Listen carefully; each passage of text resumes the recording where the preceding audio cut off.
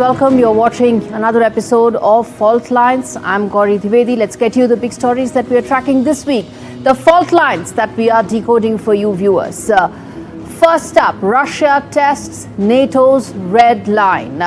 What is it that the Poland and Romanian, when they are scrambling their jets into after Russia in fact invaded their airspace, what is the impact of that? We decode that for you.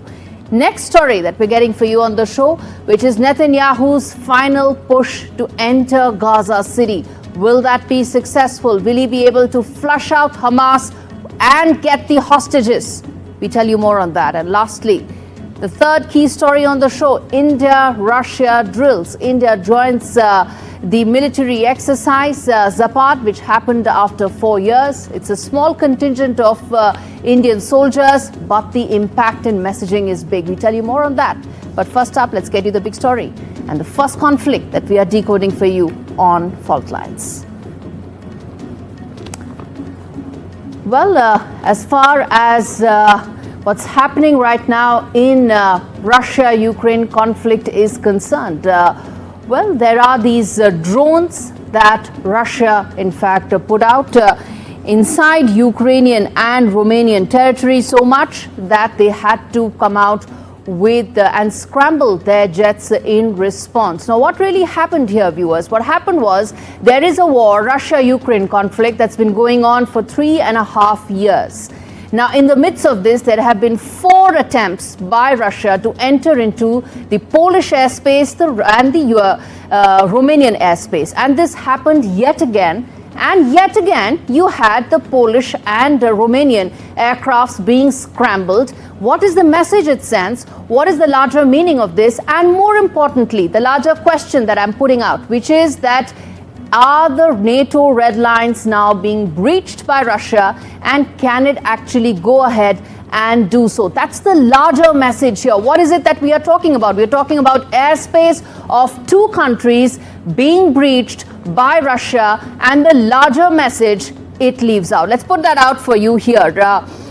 In terms of, let's go back to the previous one, which is Poland scrambles jets near the airspace near the border. This happened first for Romania, then for Poland. Next up, now how many of these incursions have happened? There have been 11 such incursions that have happened since 2022 when the Russia-Ukraine conflict actually started. So Vladimir Putin is sending out a message here, and that's the message we are decoding for you here, viewers, which is that I can enter your territory and I can do it multiple times when I enter your airspace. And what is it that NATO is going to do? Is it Putin baiting NATO? Is NATO looking at a coordinated response? Remember, if NATO does look at a coordinated response, the conflict becomes that much bigger. The war zone is not limited just to Ukraine. It becomes much bigger than that, and which is what we are decoding right here. Now, the Eastern Sentry is now fully active as far as NATO is concerned. Several other fighter supports have come in, which is from UK, France and Denmark as well. But the other important bit, which is that first NATO-Russian drone kill confirmed last week. So the warfare, as we know right now, viewers, is about drones. This is not Russia entering by sending its own aircrafts inside these territories. It has upped its game. It's now sending via drones. There's this swarm of drones that come in from the Russian side and enter the territory, the airspace of several of these other countries, and which is why they are responding by scrambling jets. This isn't the first, and these details tell you how many times it has happened, but more importantly, what lies ahead is the larger point. This comes in the backdrop of many efforts being made to try and ensure that is there a political solution to the conflict. If not, this is what happens again and again. Drone debris found in 30 places and 30 times as far as Romania is concerned, and NATO has said that we will defend every inch of this. Now, what really has happened? Let's play out this report that tells you more.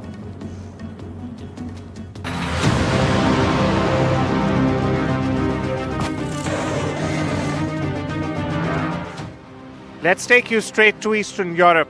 Here's a look at where the airspace violations occurred. right along the Poland-Ukraine and Romania-Ukraine borders. It's a pattern NATO hoped wouldn't repeat, but this weekend it did.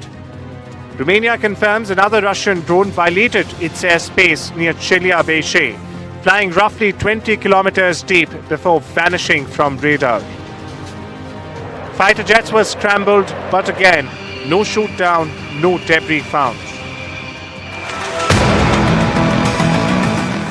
Further north, Poland responded in real time, dispatching jets as Russian drones hovered near its borders. The Polish PM called it the highest state of readiness. In response, NATO is ramping up. Operation Eastern Sentry is now active. Jets from the UK, France, Germany and Denmark are reinforcing airspace from the Baltics to the Black Sea. British Typhoons, French Rafales and Danish F-16s are ready in position or en route. They'll be part of a NATO air mission alongside the Germans, the Danes, the French, and it reinforces NATO's eastern flank in the face of Putin's actions. And the message to Moscow is clear. Putin tested NATO, NATO responded with unity, and the UK will play our full part. When we are threatened, we respond together. Since February 2022, drone debris has fallen on Romanian soil over 30 times, and Poland has now engaged incoming drones, destroying 3 last week. It marks the first confirmed NATO takedown of Russian drones in Allied airspace. But the bigger question lingers, can Russia strike NATO, and will it? What this shows is that we will defend every inch of NATO territory, every inch of Allied territory, all 32 allies. Meanwhile, Moscow continues to accuse Ukraine and its European allies of propagating anti-Russia hysteria. Across the border, Ukrainian officials allege these drone incursions are not random but well calculated. Small steps, they say, meant to test NATO's red lines. The fear that one misstep leads to a full-scale confrontation. Bureau Report, NDTV World. Well, viewers, as far as this conflict is concerned, this has been going on for 3.5 years. This is yet another effort, an attempt by Russia to test the combined ability of NATO to respond to its provocative gestures. If they do, if they escalate, this war is not ending anytime soon. If they don't, then it seems that the NATO superiority, the NATO air superiority, gets challenged again and again by Russia. It's a catch-22 situation. It also comes at a time when multiple peace efforts are being made and not succeeding. As things stand right now, there is a complete deadlock as far as those peace talks are concerned. They aren't moving ahead. There's nothing in it for Vladimir Putin to in fact come even on the table. These provocative gestures are meant to send out 2 messages. One, that not only are those peace talks not working, it's not in Russia's interest to entertain any of those possibilities as things right now. And the second message that is actually sending, it is to Ukraine, it is to NATO, that how much is Russia willing to test the possibility of a combined NATO response. Any response will lead to a chain of events that will only take this conflict farther and farther away from any possibility of peace, which is why this warfare is testing new limits, new patience, and touching new aspects as far as this conflict is concerned. All right, let's get you the other big story that we are tracking on the show. This week on Faultlines, we come back and talk more about, Gaza. It is in focus where Netanyahu's final effort is underway. There is now a ground assault which has begun from the Israeli side into the Gaza City. This has been much anticipated. This has been in the works for some time now. But what lies ahead? Now, Israel has to do 2 things. It has to go deep inside Hamas territory and at the same time ensure that hostages are protected. Let's not forget that as far as the entire deep tunnel network that Hamas has, all of that still remains. None of that has actually been devastated, damaged as far as Israel's pounding of Gaza is concerned. So that deep tunnel network remains, even as Gaza City is now going to be under major ground assault because Israel feels this is the only way it can get those hostages back. Can it? Remains to be seen. But let's first play out this report that tells you how significant this assault is, the scale at which Israel is looking to do this, and how long can it potentially continue this without threatening the lives of hostages, which frankly they are standing by and holding on to a thread as far as life is concerned. Let's play out this report. It's been called Netanyahu's final push. A sweeping ground assault into the heart of Gaza City is now in full motion. Footage shows Israeli tanks and bulldozers entering Sheikh Radwan. This is Israel's most extensive ground push in Gaza since the war began. The IDF says it's targeting Hamas's last military stronghold and aiming to bring the remaining hostages home. But at what cost? The Gaza Health Ministry reports 65,062 dead. Humanitarian workers speak of a slow-moving famine with over 430 confirmed starvation deaths, nearly a third of them children. Displacement is near total, with 9 in 10 Gazans fleeing south, many on foot. And as tanks push forward, the pressure back home on Netanyahu is erupting. Just outside the Prime Minister's Jerusalem residence, families of the remaining hostages have built an encampment. They say Netanyahu's war gamble is risking their loved ones' lives and Israel's soul. התחננתי, התחנפתי, הייתי ממלכתית, הייתי תוקפנית, התפללתי, וכך נלחמות כל המשפחות. ואיפה הממשלה הזאת? Across the Mediterranean, Europe is moving to freeze Israel's trade privileges. The EU accuses Israel of violating core human rights clauses in their trade deal, citing mass civilian deaths and aid blockades. Netanyahu's warning, if isolated by Europe, Israel may have to become what he calls a super Sparta, self-reliant, militarized, and ready to stand alone. ואנחנו עושים מאמצים כרגע לפתוח צירים נוספים כדי לאפשר פינוי מהיר יותר של האוכלוסייה העזתית, להפריד אותה מהטרוריסטים שאותם אנחנו רוצים לתקוף. The IDF claims progress, but underground 48 hostages still remain. And for their families, time is running out. Netanyahu says this is the final push to defeat Hamas.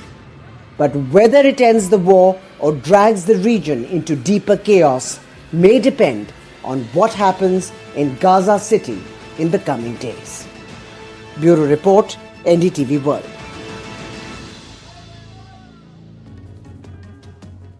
All right, so now you know, viewers, that there is this final assault, the ground assault that Israel has launched into Gaza City. This is essentially something that's been in the works for some time now. Let's put out some of those numbers for you to understand what's at the scale at which this is happening. This has gone weeks and weeks of preparation has gone into it.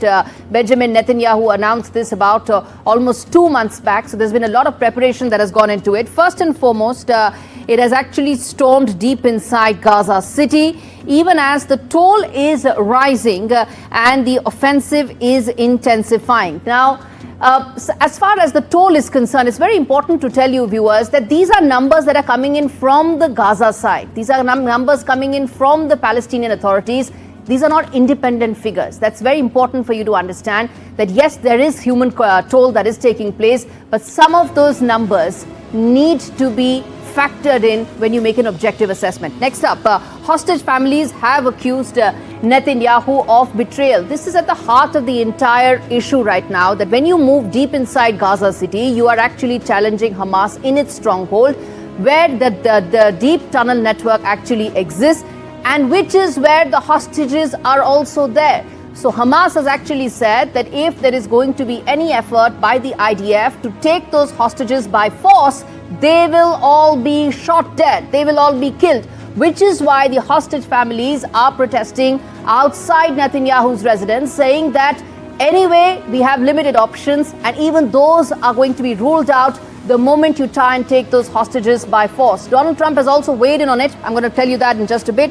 But let's tell you what exactly EU has said. EU has moved to sanction Israel over Gaza. This is something that there's been a lot of international condemnation that has grown because the moment Israel has gone deep inside Gaza City, a lot of Gazans have actually fled. They have limited options. There is only that single corridor, and even aid is now fast disappearing, which is why condemnations are piling up. Let's get ahead in terms of what Netanyahu is saying. Well, super Sparta isolation is what Benjamin Netanyahu is saying. Again, a man who has very limited options. It's going to be 2 years since this conflict, viewers, and some of those hostages haven't seen sunlight for 2 years. They are trapped in those tunnels, and this may be the option that the Israeli forces have. But is this the best one as far as hostages are concerned? That's something we're going to put out to our Israeli guest who's going to join me in just a second. Those are Gaza death toll figures. And as I said, something that needs to be factored in when you take an objective assessment. Lastly, famine in Gaza, 432 is the number that's been put out. Some of these are UN numbers. Some of these are numbers that have come in from the Palestinian authorities. Either way, what we are looking at is a huge human catastrophe that has unfolded in Gaza, even as military options that Israel has on the table are very limited. And let's get that detail from Benny Benjamin, who's joining me for more on this. Mr. Benjamin, thanks so much for speaking to me on Faultlines. Let me start by asking you, sir, as things stand right now, what do you make of the ground assault? It's the final push, so to say, from the Israeli side to get the hostages back. How are you expecting this to play out? The public opinion is divided into two. Today, some people, they say, okay, we must go in Gaza and take out our hostages back. There are some people who are thinking about that if the army will go in, the hostages will be killed.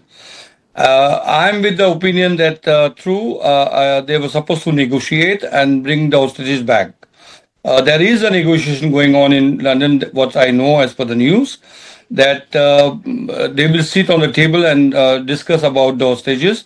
And I think to believe them, they will release 1 or 2 hostages to show that there is a way to do it.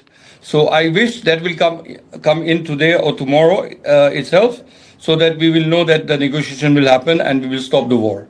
My opinion is that we had enough war. We must finish the war as soon as possible, because casualties are in both sides.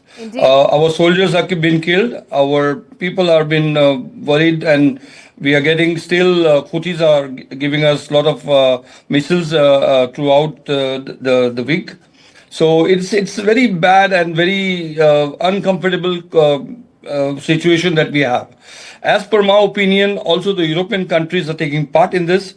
And I believe that if they were not supporting so much the Palestinians, I'm not talking about Palestinians from the West Bank, I'm talking about the Palestinians from Gaza, where they are supporting completely, because these are the terrorists, people who came in Israel. We have not started the war. We were giving them everything, water, electricity, everything.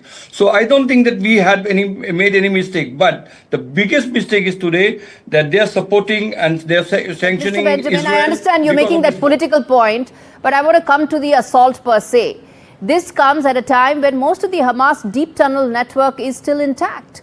So the IDF is going deep inside Hamas territory, and many say risking the lives of hostages who are anyway holding on to life with just a thread right now.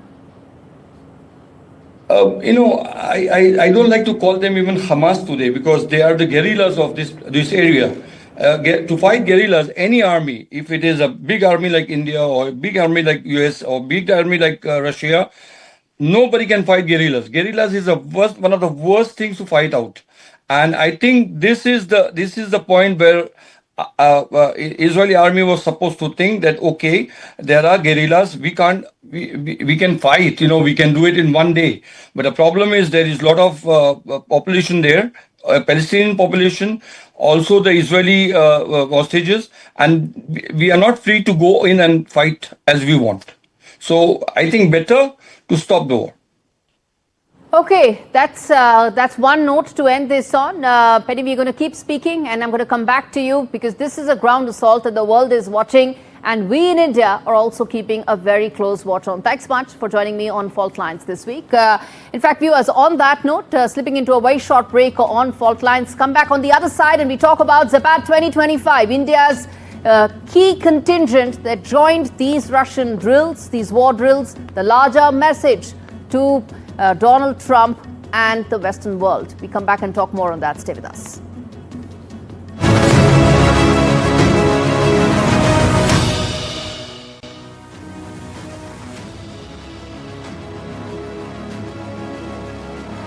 The other story on Faultlines this week, India's message in terms of its reasons to join Zapad 2025. India's military footprint in the entire exercise may not be that significant, but the messaging is so.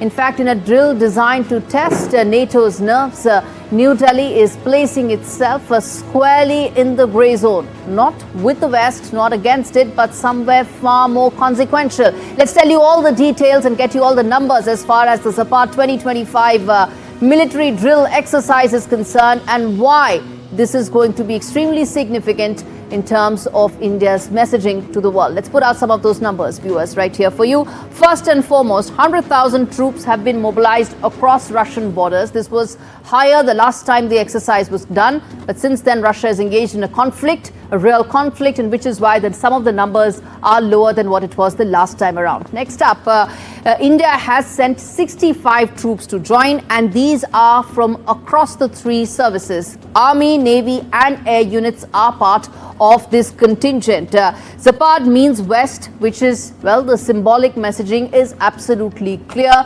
And there's a reason why India feels that now is the time to be part of this. Last time this was held in 2021 when the numbers was much higher. It was double, 2 lakh troops. As I said, this time Russia is engaged in a conflict right now, which has gone on for 3.5 years, which is why some of those numbers are lower. It happens once in 4 years. It started in 1999, and there are several other countries as well. But besides Russia, besides Belarus, the only other most significant country in that is India. This war drills that are planned out here, they simulate war with West, and which is why it is so significant. NATO tactics, drone warfare and coordination all are in focus as far as these drills are concerned. The larger message this sends out to US. Remember, this comes just weeks after India's positioning when at the SCO at Tianjin, where there was Vladimir Putin,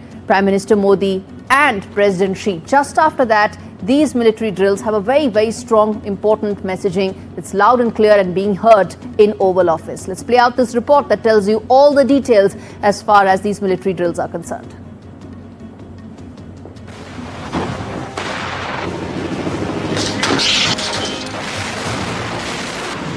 That's the sound of 100,000 troops ready to go.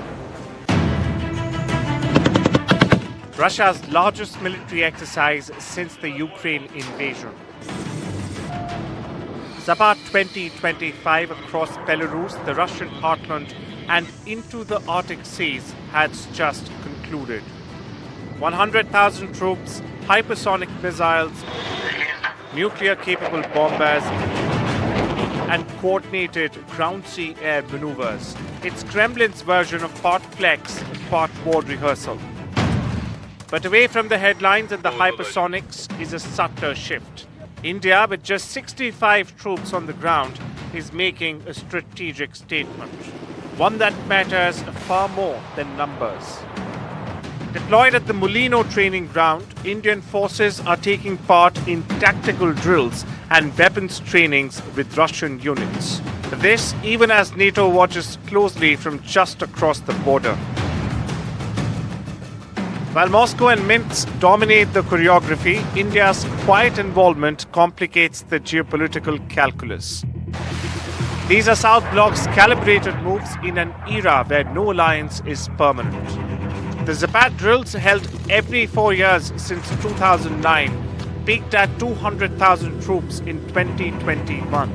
This year's edition is smaller but more politically charged, as drones breach NATO airspace and troops build-ups mirror Cold War patterns.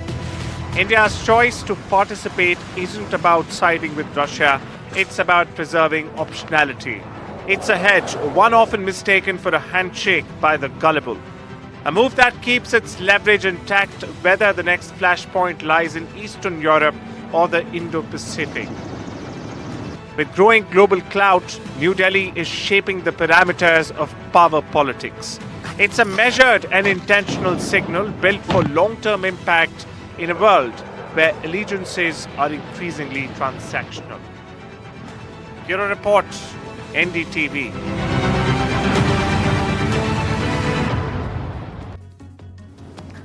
Well, with that, we wrap things up on this edition of Faultlines. Thanks so much for watching. See you next week when we decode yet another conflict, yet another war zone, yet another fault line.